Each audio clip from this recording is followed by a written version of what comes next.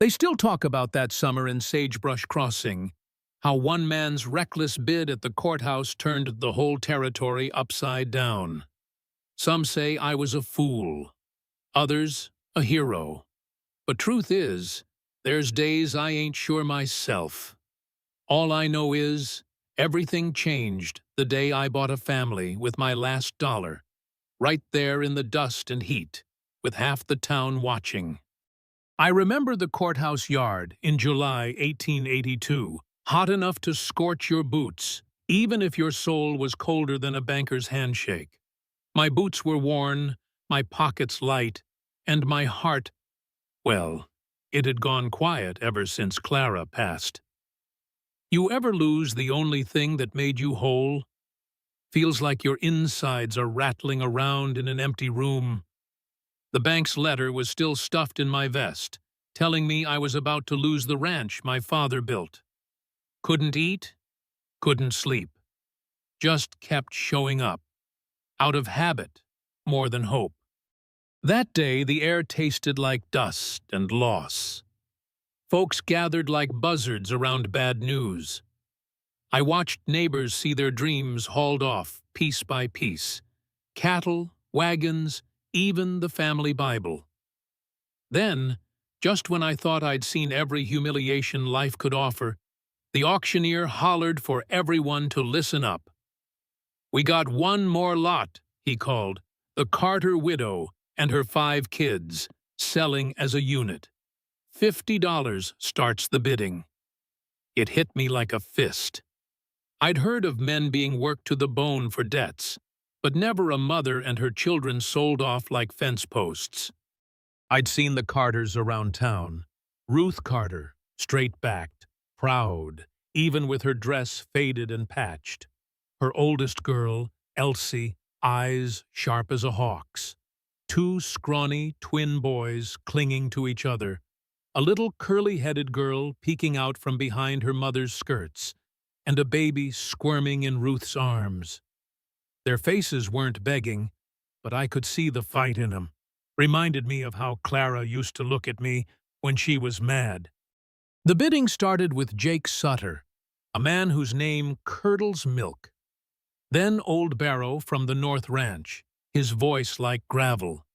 But it was Jedediah Cobb who chilled the marrow in my bones. Cobb owned half the valley and all its secrets. He drove up the price with a cold smile. He didn't want a family, just more hands to grind into the dirt. I tried not to care. I told myself I had my own ruin to manage. But Clara's voice rang in my ears.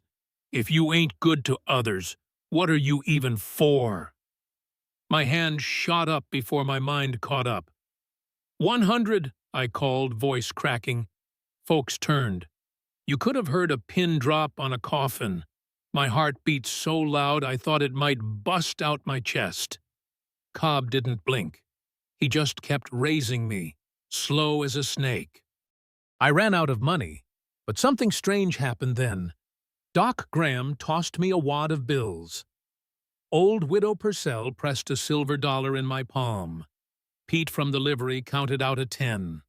Before I knew it, the town itself was pushing me forward, bidding with their pockets, their hopes, their shame. 200, I shouted, barely believing it myself. Cobb paused.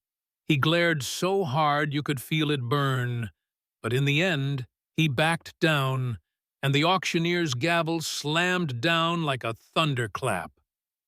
"Sold to Cole Markham," he barked. Just like that, I'd bought myself a family, and a whole heap of trouble I hadn't bargained for. Ruth Carter squared her jaw and walked right up to me, all 5 children in tow. "Mr. Markham," she said low, "we're not your burden. We'll work, but don't mistake us for charity." I just nodded. Truth was, I didn't have a plan. I only knew the alternative was unthinkable. We rolled out of town in my creaky wagon. Me, Ruth, and her flock, quiet as ghosts. I watched the prairie pass and wondered what I'd done. The ranch looked worse than I remembered. Barn roof sagging, fields thin, and silence thicker than a grave. I gave Ruth the master bedroom, set the kids up in the loft, and moved myself to the old storage room. Didn't feel like home no more. I suppose I didn't either. First days were awkward. Ruth polite but guarded. The kids watchful. Elsie, just 14, but already her mother's right hand, came at me with hard questions. "Why'd you buy us, really?" I didn't have an answer she wanted, so I just told her the truth. Seemed like the only thing I could do that mattered. The boys followed me around the yard, half afraid, half curious. Little Nora, the curly-headed one, stuck to her mother's skirts like a burr. But it was Ruth who surprised me most. Turns out, she could read numbers better than I could read the sky. Found her late one night at my kitchen table, rifling through my ledgers. "Your cattle lose money, but your wheat is gold," she told me. "You're growing the wrong things." Before I could take offense, she mapped out a plan to double the hens, plant vegetables by the creek, sell eggs and greens to town. "Give me 6 weeks," she said. "I'll prove it." That's when trouble truly started brewing. Cobb came riding up, 3 men behind him, mean as hornets. He offered me $1,000 for the Carter family, enough to save the ranch, pay off every debt. For a heartbeat, I wavered. Ruth caught my eye, her voice fierce. "Don't sell us to that man. I know what he does to families. Splits them, works them to death." My stomach twisted. I turned Cobb down flat, and I saw a promise in his cold eyes, one that didn't need words. After that, we were watched.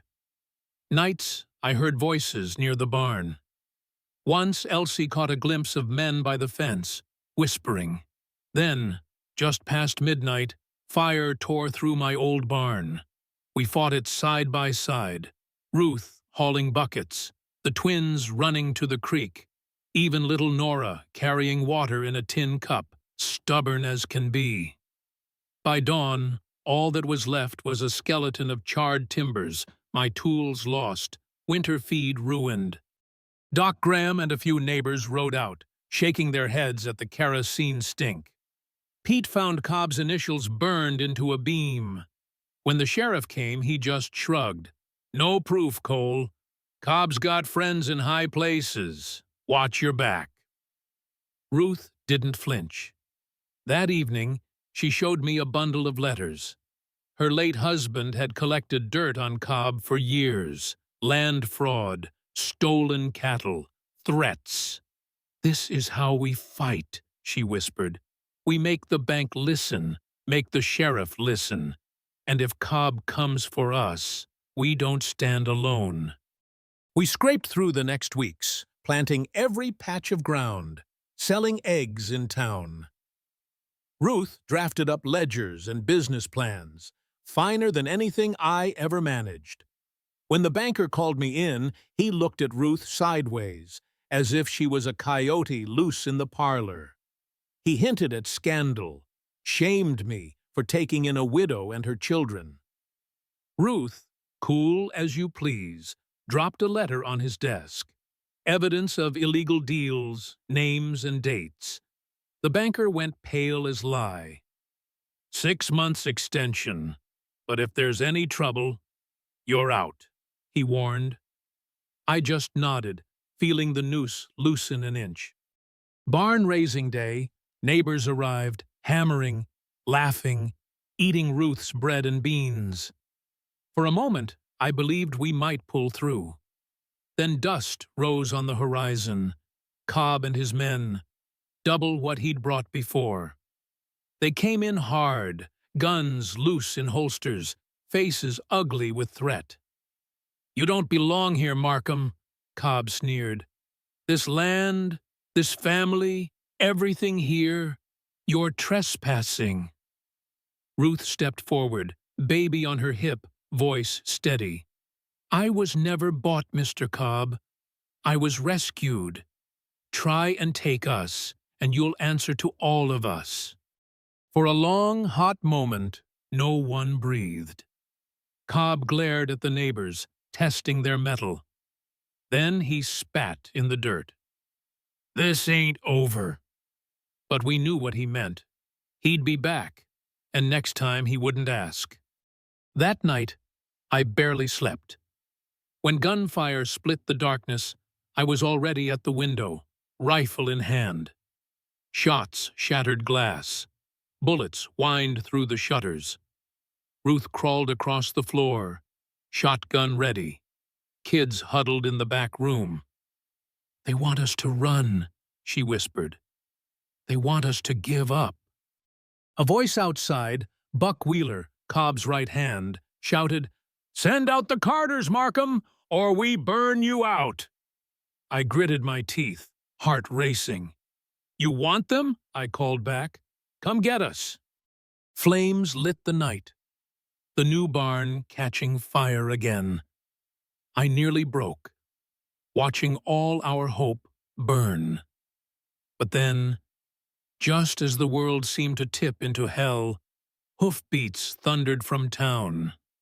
The sheriff's posse, Pete, Doc, half the valley, came pouring in, rifles raised. Drop your guns! The sheriff bellowed. A firefight broke out. Shouts, curses, the stench of gunpowder. When dawn finally cut the smoke, Cobb's men were scattered, 2 captured, Buck bleeding at the water trough. Cobb himself vanished like a bad dream. Ruth pressed a bundle of letters into the sheriff's hands.